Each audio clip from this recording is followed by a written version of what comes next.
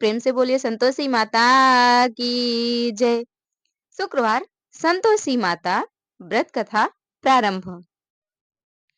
एक बुढ़िया थी, उसके 7 बेटे थे। 6 कमाने वाले थे, जबकि एक निकम्मा था। बुढ़िया 6 बेटों की रसोई बनाती, भोजन कराती और उनसे जो कुछ जूठन बचती वह सातवें को दे देती। एक दिन वह पत्नी से बोला, देखो मेरी माँ को मुझ पर कितना प्रेम है। वह बोली, क्यों नहीं, सबका जूठा जो तुमको खिलाती है। वह बोला, ऐसा नहीं हो सकता है, मैं जब तक अपनी आंखों से देख न लूं मान नहीं सकता। बहू हंसकर बोली, देख लोगे तब तो मानोगे। कुछ दिन बाद त्योहार आया। घर में 7 प्रकार के भोजन और चूरमे के लड्डू बने। वह जांचने को सिर दुखने का बहाना कर पतला वस्त्र सिर पर ओढ़े रसोई घर में सो गया। वह कपड़े में से सब देखता रहा। 6 भाई भोजन करने आए। उसने देखा माँ ने उनके लिए सुंदर आसन बिछा नाना प्रकार की रसोई परोसी और आग्रह करके उन्हें जमाया। वह देखता रहा। 6 भोजन करके उठे तब माँ ने उनकी जूठी थालियों में से लड्डुओं के टुकड़े उठाकर एक लड्डू बनाया। जूठन साफ कर बुढ़िया माँ ने उसे पुकारा, बेटा 6 भाई भोजन कर गए, अब तू ही बाकी है, उठ तू कब खाएगा। वह कहने लगा, माँ मुझे भोजन नहीं करना, मैं अब परदेश जा रहा हूँ। माँ ने कहा, कल जाता हो तो आज चला जा। वह बोला, हाँ आज ही जा रहा हूँ। यह कहकर वह घर से निकल गया। चलते समय पत्नी की याद आ गई। वह गौशाला में कंडे यानी कि उपले थाप रही थी। वहां जाकर बोला, हम जावें परदेश आवेंगे कुछ काल, तुम रहियो संतोष से धर्म आपनो पाल। तब वह बोली, जाओ पिया आनंद से हमारो सोच हटाए, राम भरोसे हम रहें ईश्वर तुम्हें सहाय। 2 निशानी आपन देख धरु में धीर, सुधिमति हमारी बिसारियो रखियो मन गंभीर। वह बोला, मेरे पास तो कुछ नहीं, यह अंगूठी है सो ले और अपनी कुछ निशानी मुझे दे दे। वह बोली, मेरे पास क्या है, यह गोबर भरा हाथ है। यह कहकर उसकी पीठ पर गोबर के हाथ की थाप मार दी। वह चल दिया। चलते चलते दूर देश पहुंचा। वहां एक साहूकार की दुकान थी। वहां जाकर कहने लगा, भाई मुझे नौकरी पर रख लो। साहूकार को जरूरत थी, बोला रह जा। लड़के ने पूछा, तनख्वाह क्या दोगे। साहूकार ने कहा, काम देखकर दाम मिलेंगे। साहूकार की नौकरी मिली। वह सुबह 7 बजे से 10 बजे तक नौकरी बजाने लगा। कुछ दिनों में दुकान का सारा लेन देन, हिसाब किताब, ग्राहकों को माल बेचना, सारा काम करने लगा। साहूकार के 7-8 नौकर थे, वे सब चक्कर खाने लगे। यह तो बहुत होशियार बन गया। सेठ ने भी काम देखा और 3 महीने में ही उसे आधे मुनाफे का हिस्सेदार बना दिया। वह कुछ वर्ष में ही नामी सेठ बन गया और मालिक का सारा कारोबार उस पर छोड़कर चला गया। इधर उसकी पत्नी को सास ससुर दुख देने लगे। सारी गृहस्थी का काम करा के उसे लकड़ी लेने जंगल में भेजते। इस बीच घर के आटे से जो भूसी निकलती, उसकी रोटी बनाकर रख दी जाती और फूटे नारियल की नारेली में पानी दिया जाता। एक दिन वह लकड़ी लेने जा रही थी। रास्ते में बहुत सी स्त्रियां संतोषी माता का व्रत करती दिखाई दी। वह वहां खड़ी होकर कथा सुनने लगी। पूछा, बहनों तुम किस देवता का व्रत करती हो और उसके करने से क्या फल मिलता है। यदि तुम इस व्रत का विधान मुझे समझाकर कहोगे तो मैं तुम्हारा बड़ा एहसान मानूंगी। तब उनमें से एक स्त्री बोली, सुनो, यह संतोषी माता का व्रत है। इसके करने से निर्धनता दरिद्रता का नाश होता है और जो कुछ मन में कामना हो सब संतोषी माता की कृपा से पूरी होती है। तब उसने उससे व्रत की विधि पूछी। वह भक्तिनी स्त्री बोली, 1.25 आने का गुड़ चना लेना, इच्छा हो तो 5.25 आने का लेना या 1.25 रुपए का भी सहूलियत के अनुसार लाना। बिना परेशानी और श्रद्धा व प्रेम से जितना भी पड़े सवैया लेना। प्रत्येक शुक्रवार को निराहार रहकर कथा सुनना। इसके बीच क्रम टूटे नहीं, लगातार नियम पालन करना। सुनने वाला कोई ना मिले तो घी का दीपक जलाकर उसके आगे या जल के पात्र को सामने रखकर कथा कहना। जब कार्य सिद्ध न हो नियम का पालन करना। कार्य सिद्ध हो जाने पर व्रत का उद्यापन करना। 3 मास में माता फल पूरा करती है। यदि किसी के ग्रह खोटे भी हों तो भी माता वर्ष भर में कार्य सिद्ध करती है। फल सिद्ध होने पर उद्यापन करना चाहिए, बीच में नहीं। उद्यापन में 2.5 सेर आटे का खाजा तथा इसी परिमाण से खीर तथा चने का साग करना। 8 लड़कों को भोजन कराना, जहाँ तक मिले देवर जेठ भाई बंधु के हों, न मिले तो रिश्तेदारों और पास पड़ोसियों को बुलाना। उन्हें भोजन करा, यथाशक्ति दक्षिणा दे, माता का नियम पूरा करना। उस दिन घर में खटाई ना खाना। यह सुन बुढ़िया के लड़के की बहू चल दी।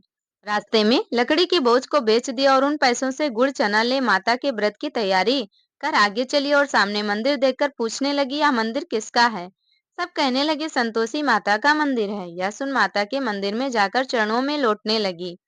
दीन हो विनती करने लगी, माँ मैं निपट अज्ञानी हूँ, व्रत के कुछ भी नियम नहीं जानती, मैं दुखी हूँ। हे माता जगत जननी, मेरा दुख दूर कर, मैं तेरी शरण में हूँ। माता को दया आई। एक शुक्रवार बीता कि दूसरे को उसके पति का पत्र आया और तीसरे शुक्रवार को उसका भेजा हुआ पैसा आ गया। यह देख जेठ जेठानी मुंह सिकोड़ने लगे। लड़के ताने देने लगे। काकी के पास पत्र आने लगे, रुपया आने लगा, अब तो काकी की खातिर बढ़ेगी। बेचारी सरलता से कहती, भैया कागज आवे रुपया आवे, हम सब के लिए कुछ अच्छा है। ऐसा कहकर आंखों में आंसू भरकर संतोषी माता के मंदिर में आ मातेश्वरी के चरणों में गिरकर रोने लगी। माँ मैंने तुमसे पैसा कब मांगा है? मुझे पैसे से क्या काम है? मुझे तो अपने सुहाग से काम है। मैं तो अपने स्वामी के दर्शन मांगती हूँ। तब माता ने प्रसन्न होकर कहा, जा बेटी, तेरा स्वामी आएगा। यह सुनकर खुशी से बावली होकर घर में जाकर काम करने लगी।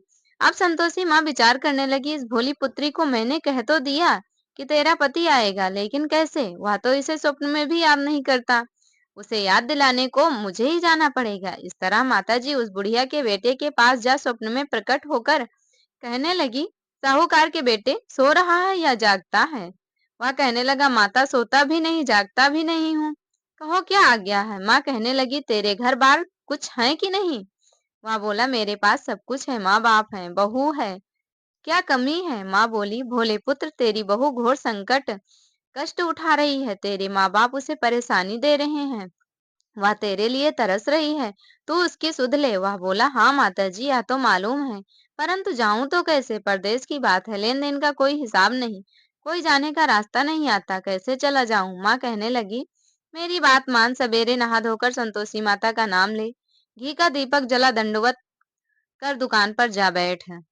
देखते देखते सारा लेन देन चुक जाएगा, जमा का माल बिक जाएगा, सांझ होते होते धन का भारी ढेर लग जाएगा। अब बूढ़े की बात मानकर वह नहा धोकर संतोषी माता को दंडवत घी का दीपक जला दुकान पर बैठ गया। थोड़ी देर में देने वाले रुपया लाने लगे, लेने वाले हिसाब लेने लगे। कोठे में भरे सामान के खरीदार नगद दाम दे सौदा करने लगे। शाम तक धन का भारी ढेर लग गया। मन में माता का नाम ले, चमत्कार देख प्रसन्न हो घर ले जाने के वास्ते गहना कपड़ा सामान खरीदने लगा। यहाँ काम से निपट तुरंत घर को रवाना हुआ। उधर उसकी पत्नी जंगल में लकड़ी लेने जाती है। लौटते वक्त माता जी के मंदिर में विश्राम करती, वह तो उसके प्रतिदिन रुकने का जो स्थान ठहरा। धूल उड़ती देख वह माता से पूछती है, माता यह धूल कैसे उड़ रही है? माता कहती है, हे पुत्री तेरा पति आ रहा है, अब तू ऐसा कर, लकड़ियों के 3 बोझ बना ले, एक नदी के किनारे रख और दूसरा मेरे मंदिर पर, तीसरा अपने सिर पर।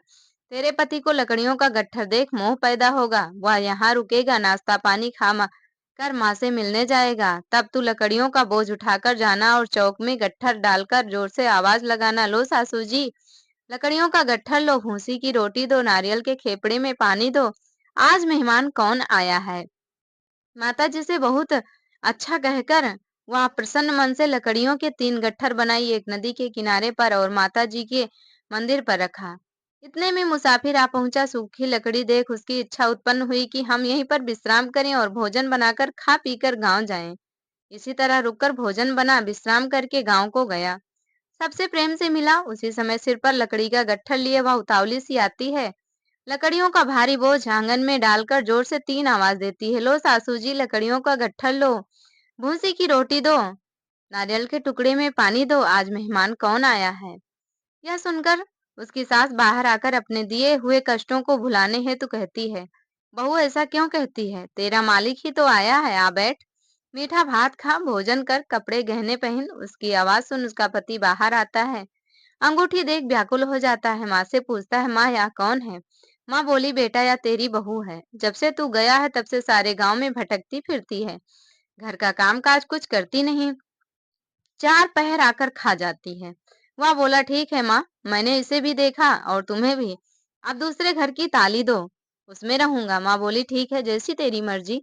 तब वह दूसरे मकान की तीसरी मंजिल का कमरा खोल सारा सामान जमाया। एक दिन में राजा के महल जैसा ठाट बाट बन गया। अब क्या था, बहू सुख भोगने लगी। इतने में शुक्रवार आया।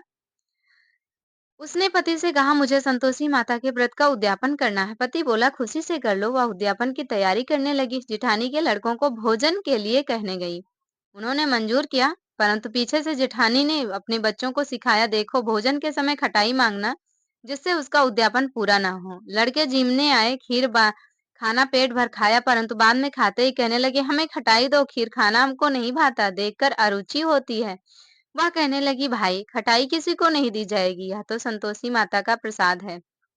लड़के उठ खड़े हुए, बोले पैसा लाओ। भोली बहू कुछ जानती नहीं थी, उन्हें पैसे दे दिए। लड़के उसी समय हट करके इमली खटाई ले खाने लगे। यह देखकर बहू पर माताजी ने कोप किया। राजा के दूत उसके पति को पकड़ कर ले गए। जेठ जेठानी मन माने वचन कहने लगे, लूट लूट कर धन इकट्ठा कर लाया है, अब सब मालूम पड़ जाएगा जब जेल की मार खाएगा। बहू से यह सहन नहीं हुआ। रोती हुई माता जी के मंदिर गई, कहने लगी, हे माता तुमने क्या किया, हंसाकर अब भक्तों को रुलाने लगी। माता बोली, बेटी तूने उद्यापन करके मेरा व्रत भंग किया है।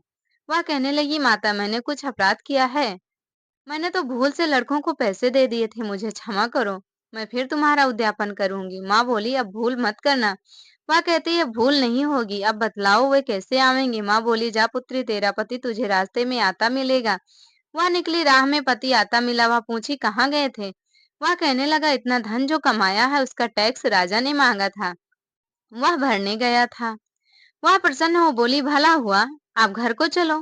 कुछ दिन बाद फिर शुक्रवार आया। वह बोली, मुझे फिर माता का उद्यापन करना है। पति ने कहा, करो। बहू फिर जेठ के लड़कों को भोजन को कहने गई।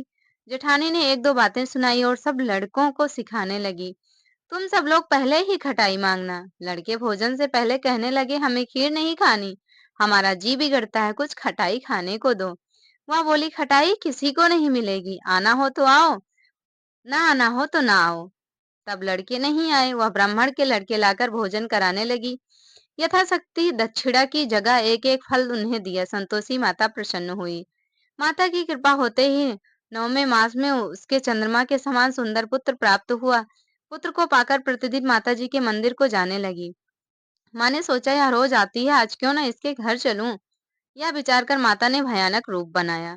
गुड़ चने से सना मुख, ऊपर सूंड के समान होंठ, उस पर मक्खियां भिन्न भिन्न कर रही थी। देहली पर पैर रखते ही उसकी सास चिल्लाई, देखो रे, कोई चुड़ैल डाकिनी चली आ रही है, लड़कों इसे भगाओ नहीं तो किसी को खा जाएगी। लड़के भागने लगे, चिल्लाकर खिड़की बंद करने लगे। बहू रोशनदान से देख रही थी, प्रसन्नता से पगली बन चिल्लाने लगी, आज मेरी माताजी मेरे घर आई हैं। वह बच्चे को दूध पीने से हटाती है, इतने में सास का क्रोध फट पड़ा।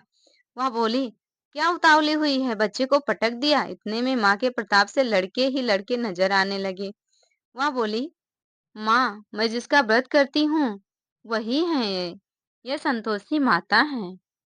उसके बाद सबने फिर माताजी के चरण पकड़ लिए और विनती कर कहने लगे, हे माता, हम मूर्ख हैं, हम अज्ञानी हैं, हमसे गलती हुई है, तुम्हारे व्रत की विधि हम नहीं जानते, व्रत भंग कर हमने बड़ा अपराध किया है। जगत माता आप हमारा अपराध क्षमा करो, हमारा कल्याण करो, हमसे जो गलती हुई हमें माफ करो।